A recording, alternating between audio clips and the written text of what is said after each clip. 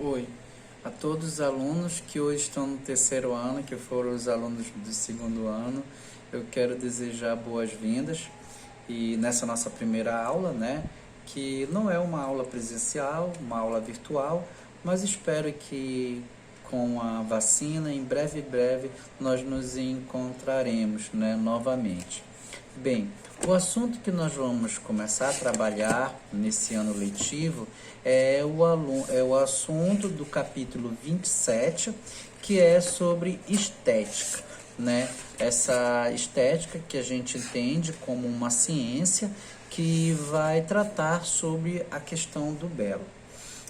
A ciência ela já faz parte, né, a estética quanto ciência, ela já faz parte há muito tempo, desde a pré-história da nossa vida, né, que vai fazer parte como análise de estudo sobre aquilo que se chama ou se entende por belo. Mas ela, de certa forma, ela vai entrar no cabulário enquanto uma ciência, né, tendo um corpo, de certa forma, científico, de entender a questão da beleza, em 1750, por Alexandre Baumgarten, né? Alexandre Baumgarten é ele que vai primeiro tratar sobre a estética mesmo enquanto ciência. A estética enquanto ciência ela vai ter uma exigência de tratar sobre a verdade, de definir sobre o que é verdade relacionada à questão da beleza e do belo. Ela vai estar aliada, de certa forma, à estética, à questão das sensações e dos sentimentos que desperta no indivíduo. Então, a estética enquanto ciência que se trabalha com o belo, ela vai justamente tratar sobre essa questão do despertar das sensações que a beleza de um objeto, de uma determinada coisa, desperta no indivíduo, o sentimento, né, que isso desperta no indivíduo. Então, e a estética, ela vai, de certa forma, esse sentimento, ele vai se dirigir à faculdade de conhecer e da sensibilidade, né, que vai ser afetada, né, do indivíduo quando se depara o objeto. Definir a beleza estética como perfeição. A estética, ela vai ele define a estética ou a beleza estética como uma perfeição, aquilo que é perfeito. Quando eu falo que algo é belo, é aquilo, né, segundo ele, é aquilo que eu chamo de perfeito. Quando uma obra de arte, por exemplo, a beleza dessa obra de arte, quando ela atinge o máximo dessa beleza, eu digo que essa obra de arte ela é perfeita, né, segundo Alexandre Baumgarten. À medida que é observado como fenômeno do que é chamado belo, em sentido amplo, gosto, ou seja, a beleza vai estar relacionada sempre a gosto. O que é o belo? De certa forma, o belo está relacionado com o gostar, aquilo que eu chamo de agradável.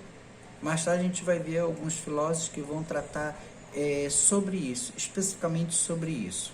A partir do século XX, outros valores estéticos, além da beleza, passaram a existir, deixando de ser objeto da estética, a produção do belo. Então, por muito tempo, a estética ela se dedicou àquilo que eu trato sobre belo, né? Ou seja, a aparência da coisa. Mas aí, com o passar do tempo, depois do século XX, outros fatores começaram a ser observados em uma obra de arte que faz com que uma obra de arte seja bela, que não é somente a aparência bela dessa obra de arte. Estética é um ramo da filosofia que estuda racionalmente, os valores propostos pelas obras de arte e o sentimento que suscita nos seres humanos. Então, a estética ela vai trabalhar justamente isso. como uma obra de arte ela atinge o ser humano, de que forma. Só que esse estudo ele tem que ser um estudo racional. Eu tenho que trabalhar, eu tenho que descobrir racionalmente, trabalhar racionalmente esse fenômeno da obra de arte e como ela atinge o ser humano.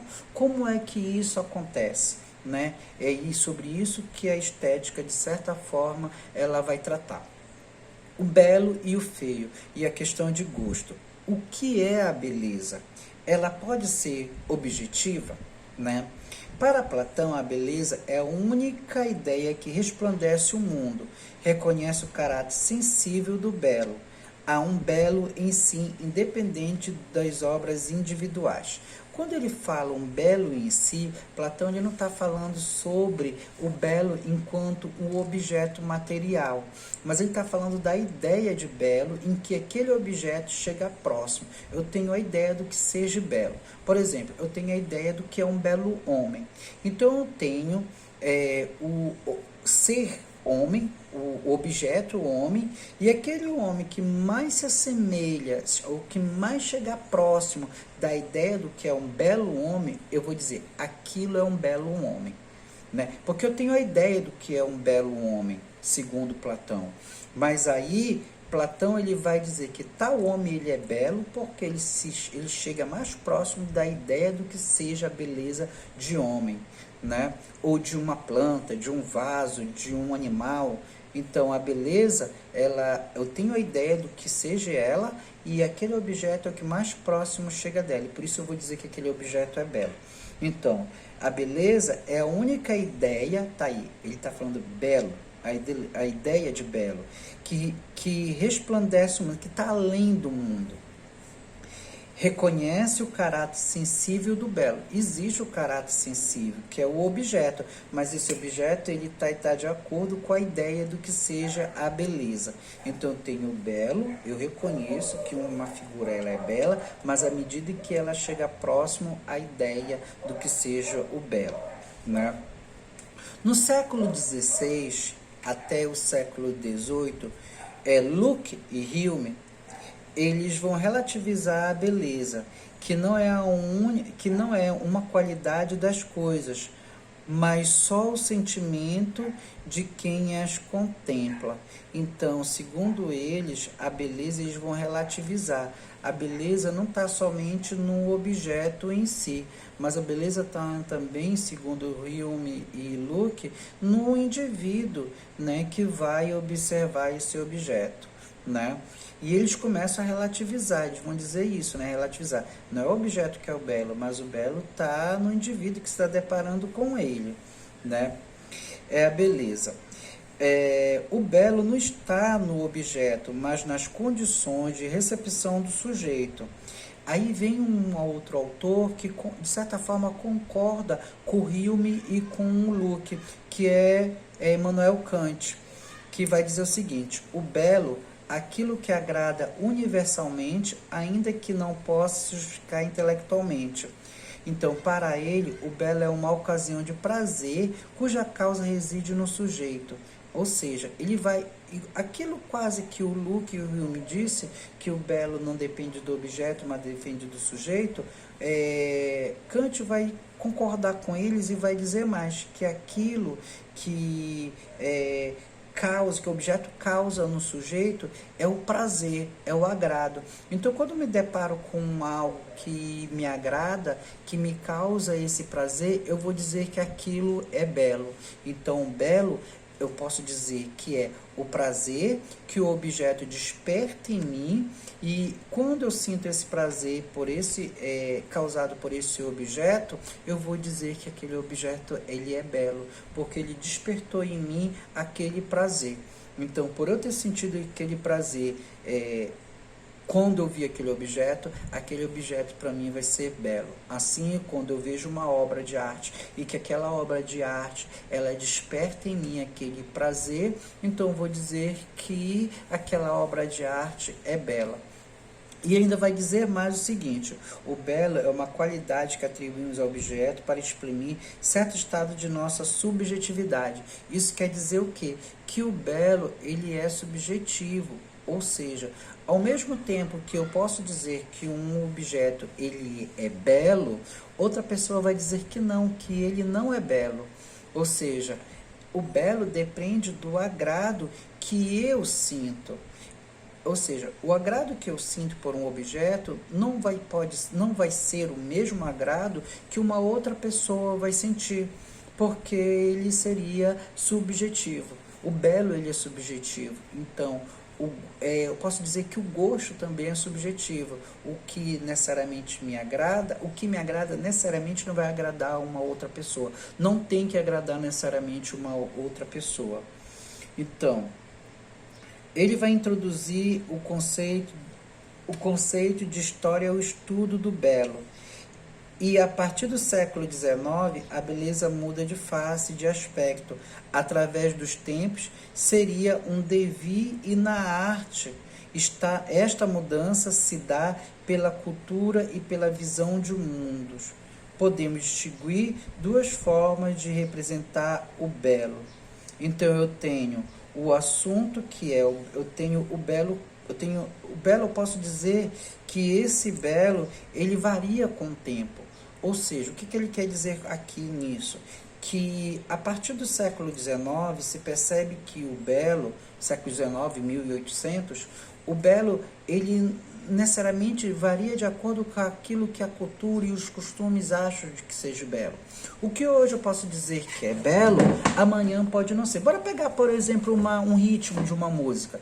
Então eu posso ter hoje um ritmo de uma música que está abalando o país. É o ritmo do momento. Mas porque hoje a cultura, a população desse momento atual gostam, se agradam, né? Eles se agradam com aquele ritmo, com o frenesi do ritmo. Mas amanhã não queira dizer que esse ritmo vai ser belo, vai ser tido como belo. As pessoas podem não querer mais estar ouvindo esse ritmo, podem não estar querendo ouvir essa música. Então, o belo também está de acordo, está ligado à questão da própria cultura de uma época com um determinado tempo. Então ele vai falar que existe uma coisa que se chama a representação do assunto e o próprio assunto, a representação do objeto e o próprio objeto. Aí ele tem aqui no texto de vocês, está escrito assim, a representação do assunto feio, né? O feio. O feio está até entre aspas, quer dizer que o assunto é feio e a representação é feia? São duas coisas distintas. O representar e o objeto. Eu posso ter uma representação desse objeto e essa representação pode ser feia. E esse objeto tratado pode ser feio. Isso dentro de uma obra de arte. E essa obra de arte, ela é feia? Não, eu posso ter ela como uma obra de arte bela. Uma boa obra de arte. Por mais que o modo de representação seja feia, por mais que a obra seja feia, mas ela acabou atingindo, de repente eu posso dizer, o viés da proposta do artista, que seria tratar de um determinado assunto, né? Então, a forma de representar pode ser feia, o objeto seja feio, mas isso não quer dizer que a obra de arte não seja uma boa obra de arte. Por exemplo, eu não posso dizer que a fome é algo bonito. Eu não posso dizer que a representação de uma figura que sente fome é algo bonito. Mas a representação em si, no geral, quando ela consegue representar alguém que passa fome, eu vou dizer, é uma boa apresentação, uma boa obra, é um bom romance, é um bom livro, é uma boa peça de teatro, que representou de uma forma feia, um objeto feio, mas conseguiu fazer a representação, atingiu o seu propósito, né? No primeiro caso, que seria a apresentação do assunto feio, apesar do assunto ser feio, ter sido banido do território da arte, né, lá na antiguidade, no período medieval, no século XIX, ele passa a ser reabilitado no momento em que a arte rompe com a ideia de ser cópia do real, para ser considerada criação. Então, eu não posso dizer que, na verdade, a arte ela apenas deve imitar a arte. a realidade, desculpa. A arte não é uma imitação da realidade. Na verdade, a arte ela tem que ser a criação. Ela tem que criar, recriar, né? E a forma de representar e não copiar a realidade. Porque lá para os antigos, a arte ela era uma cópia da realidade. Hoje, a arte ela é uma representação. Ela é uma forma de entender, de interpretar a realidade. Né? Continuando. Ai, me perdi.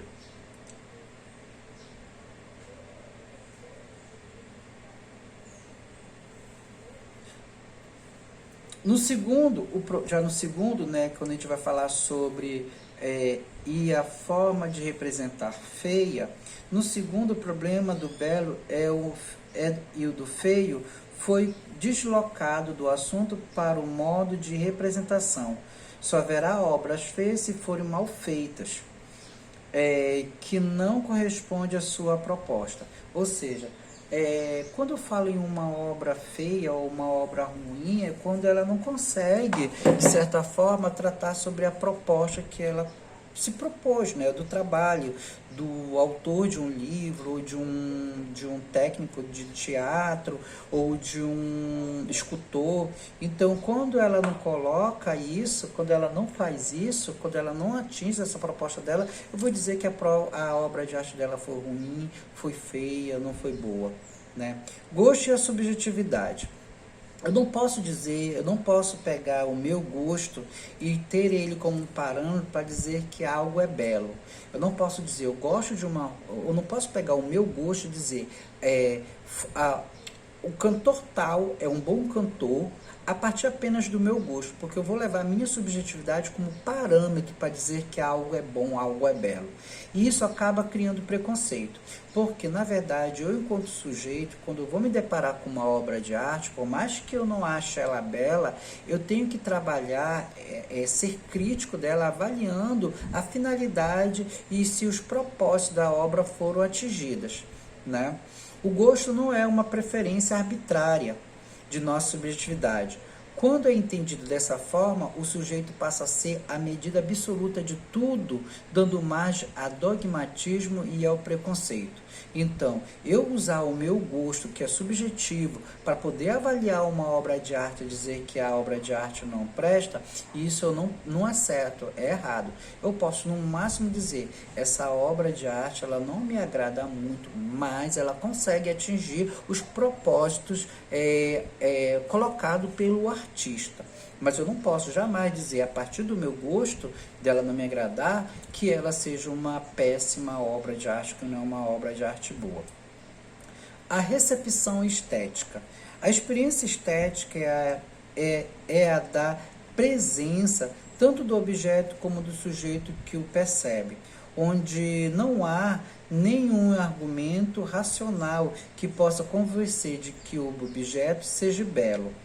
Né? Então, quando existe alguns indivíduos, algumas pessoas que de repente se deparam com um objeto e aquele objeto, ele de certa forma não agrada à pessoa e não tem quem diga, quem faça entender que aquele objeto seja belo, por outros motivos que não seja apenas a questão do agrado e da estética, enquanto o sujeito leva a questão da sua subjetividade. Então, não tem meios racionais que façam com que o indivíduo ele consiga entender que aquilo é belo. Eu digo, fulano de tal, eu vou mostrar para o indivíduo, né, todos os porquês, tudo aquilo que faz com que tal obra seja bela. Mas o indivíduo, ele só observa a beleza, ele só vai observar aquilo que interessa a ele. Ou seja, ele não vai olhar a obra de arte de uma forma mais racional, avaliando os propósitos do artista, o momento, o contexto. Não, ele vê aquilo que está logo ali na frente dele, que vai, de certa forma, despertar um interesse, um agrado sobre ele. A compreensão pelos sentidos. Pelo que foi visto até aqui, a estética pode ser compreendida como a compreensão pelos sentidos e a percepção totalizante, já que eu observo uma obra de arte pelo meu sentido. A pintura eu vejo, a obra de arte eu vejo, a música eu ouço, algumas esculturas eu posso, inclusive até tocar, né? Então, eu apreendo a obra de arte pelo meu sentido. É muito importante os sentidos, os nossos sentidos, para nós percebermos a obra de arte, onde a arte desafia nosso intelecto e nossa capacidade receptivas e emocionais pelos sentidos. A experiência estética educa nosso gosto, torna nossa sensibilidade mais aguda e nos enriquece, emociona intelectualmente. Então, nós temos que aprender a entender uma obra de arte. De repente, eu olho um quadro e aquele quadro parece uma misura, sei lá o que, uma coisa sem pé e cabeça. Mas a gente não pode apenas olhar e perceber aquilo que a gente está vendo momentaneamente ali de frente.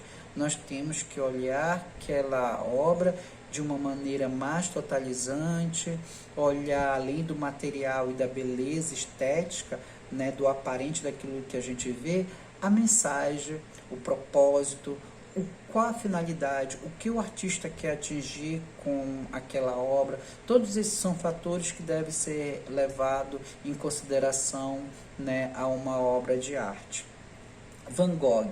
Não sei se vocês têm aí uma obra de Van Gogh, não sei se dá para aparecer no texto de vocês, que está escrito aqui: o valor das cores. O artista em sua obra usa pinceladas curtas com tintas grossas e cores contrastantes.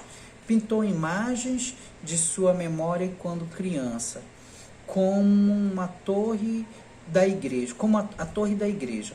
O céu com suas estrelas, um mar revolto que contrasta com a calmaria do vilarejo. Van Gogh compreendeu o valor emocional das cores que dão um estilo grandioso para as coisas. Então percebo que nesse caso aí, ele está trabalhando muito com a questão estética e com um sentido que é a visão.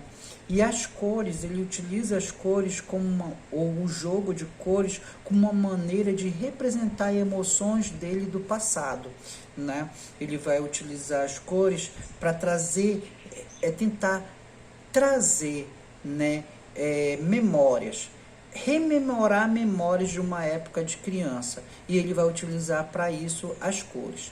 Então ele mostra através dessa obra de Van Gogh que os sentidos, eles são muito importantes na hora da gente se deparar e perceber uma obra de arte, e para as emoções que aquela obra de arte nos estão nos trazendo, né? Então o que a gente percebeu aqui, né, que o belo, ele não é apenas aquilo que a gente vê, que a gente olha e que diz que algo é belo, que na verdade o belo é uma sensação de prazer em que um objeto desperta no sujeito.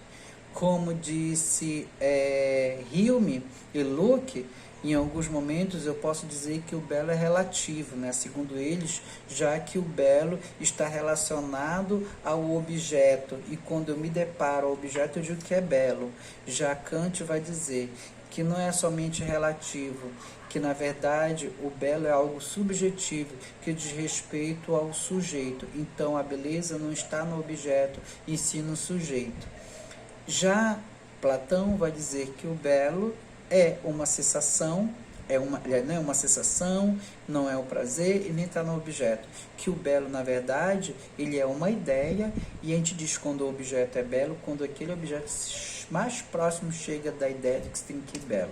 E a gente viu também que a beleza, né, ela não está só relacionada à aparência também, mas está relacionado principalmente no que diz respeito à obra de arte, quando aquela obra de arte ela tem um propósito, ela atinge esse propósito, que aquilo que a gente aparentemente pensa ser feio ou belo numa obra de arte, na verdade está relacionado a essa beleza dessa obra, a proposta do autor, aquilo que o autor tentou atingir, a ideia, a mensagem, e se isso foi conseguido quando o telespectador, quando o receptor, quando o observador se deparou, ficou frente a frente à obra. Se isso foi atingido, então pode dizer que aquela é uma boa obra de arte.